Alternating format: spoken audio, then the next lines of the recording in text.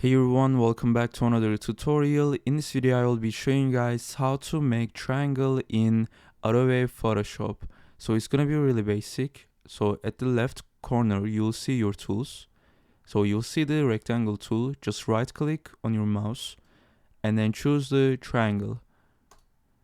In here you can just hold and left click on your mouse and then just drag it. And then you can basically create a triangle. And then if you want to create a perfect triangle, you can just hold shift and then left click on your mouse, then drag it. And then you can just basically create a perfect triangle.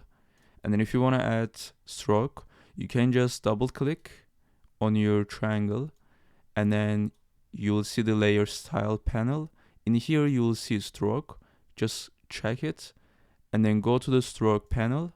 In here you will see the size, so you can just adjust your size. You can increase or decrease the stroke, and then you can just change the color.